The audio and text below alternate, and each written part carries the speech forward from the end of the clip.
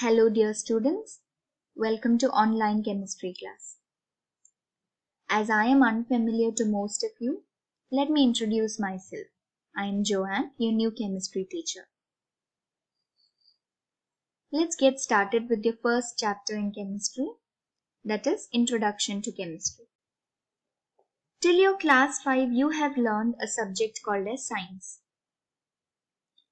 So you already know that science is a study of nature, that is everything that is present around you.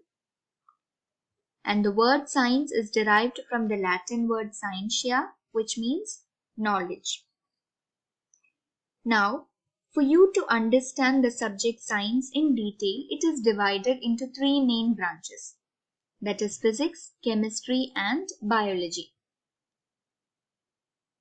Physics is a branch of science which deals with the study of different forms of energy, like light energy, sound energy, heat, and electrical energy.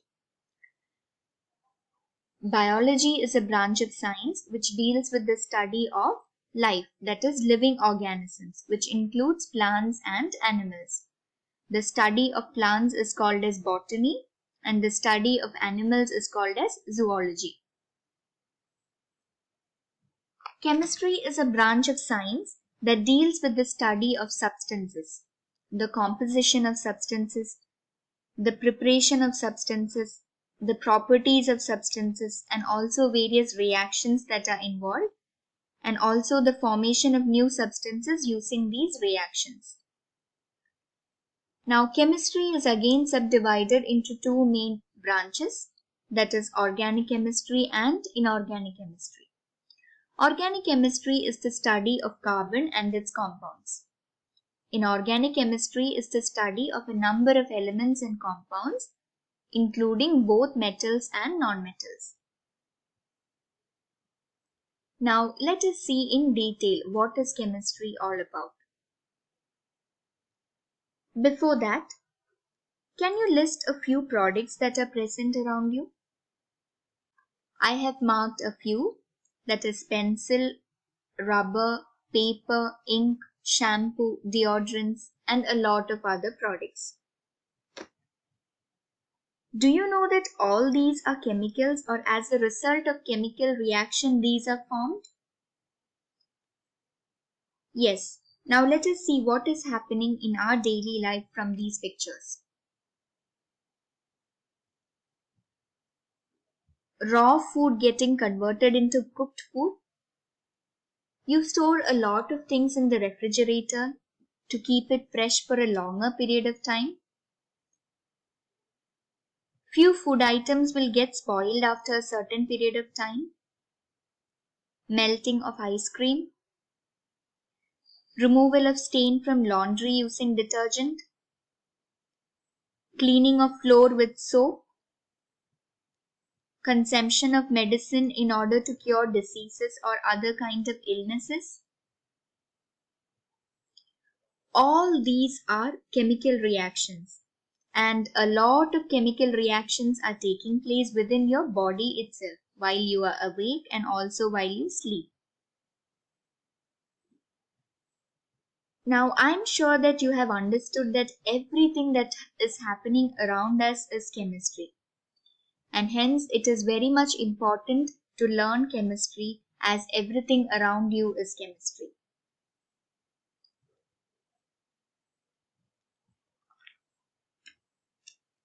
In order to study science, a lot of laboratory experiments are to be conducted. Now, for this, scientists need apparatus to carry out the experiments in laboratory.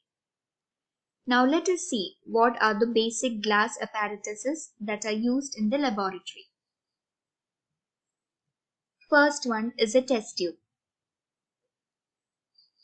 As you can see in the picture, test tube is a special glass tube with one end that is open and the other end is closed. It is available in different sizes, ranging from 4 cm to 15 cm. A test tube that is made up of a Pyrex material is a hard glass test tube, which is also called as a boiling tube. It is a special test tube which is used as it is resistant to chemicals, and also these are used for special purposes. Test tubes are used for heating chemicals and also for studying reactions in solutions.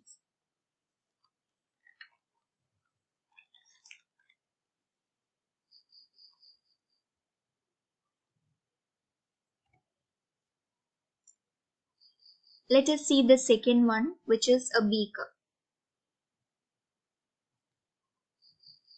As you can see in the picture, it is a glass container with a lid that is available along with the container, and it is available in different sizes. Now, these beakers are used for holding a solution, for pouring solutions, and also for mixing solutions. The lip of the beaker will vary depending on the size of the beaker. As you can see, a smaller beaker has got a smaller lip and a bigger beaker has got a bigger lip. Now, the next one is flasks. These are glass apparatuses that are available in different shapes and different sizes, and it is used for different purposes. Let us see the first one, that is a round bottomed flask.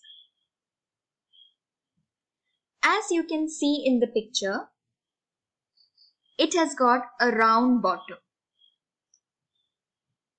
Now, this is used in the laboratory, especially when there is a gas preparation experiment going on and when in that gas preparation experiment heating is required. Now, the bottom of the flask is made round in order to distribute heat evenly throughout the heating process. Now, let us see the next type of flask, that is a flat bottomed flask.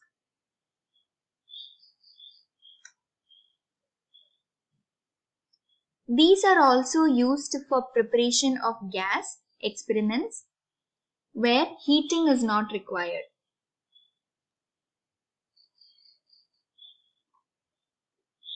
Since there is no heating that is involved, there is no need of uniform distribution of heat, and hence the bottom of a flat bottom flask is flat.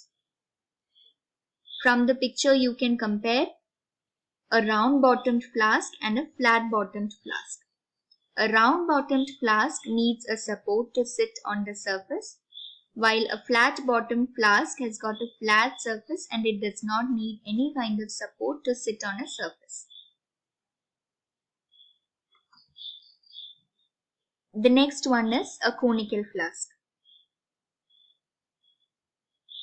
As you can see in the picture, these are available in various sizes, and also it is used for storing different solutions and also for mixing of different solutions. The next one is a retort.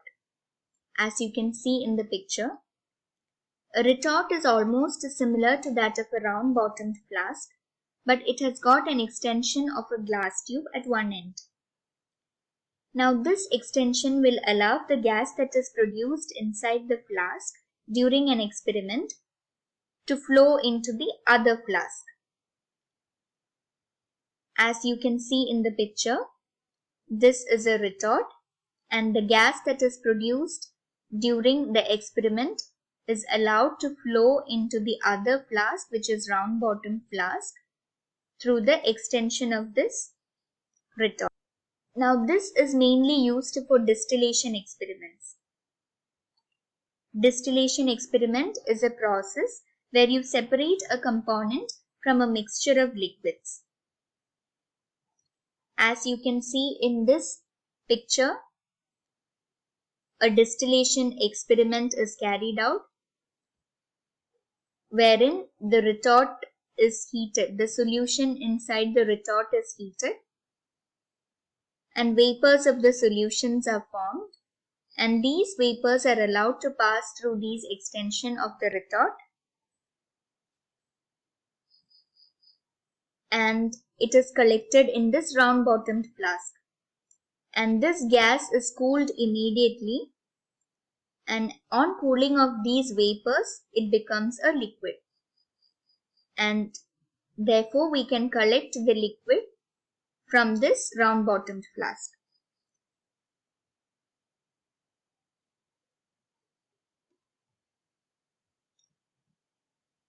Now let us see different types of holders that are available in the laboratory. First one is a test tube holder.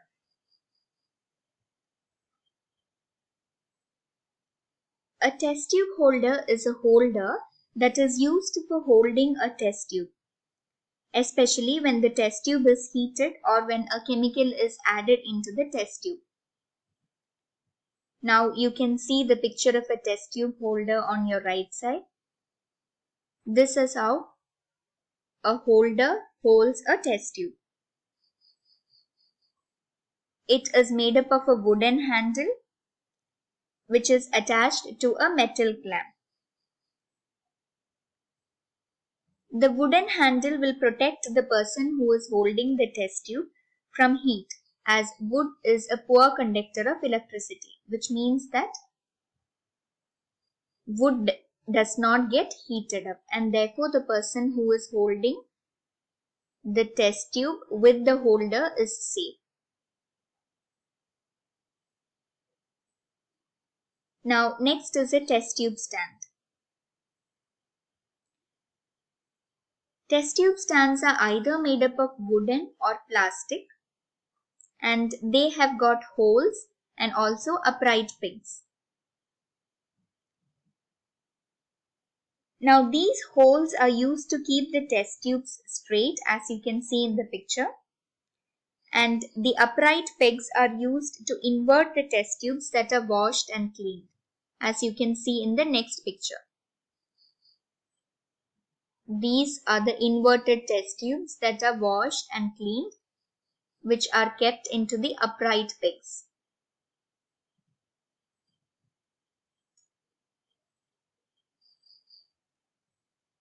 Now let us see the next one, that is a retort stand.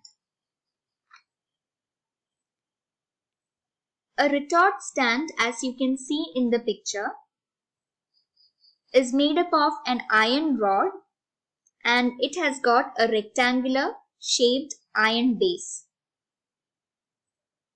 A clamp is attached on the iron rod, which you can move upwards and downwards. As you can see in the above picture, this clamp, which can be easily rotated, is now placed on the top of the iron rod because it is movable upwards and downwards. Now this clamp that is available is used in order to hold the apparatus, as you see the flask being held by this clamp.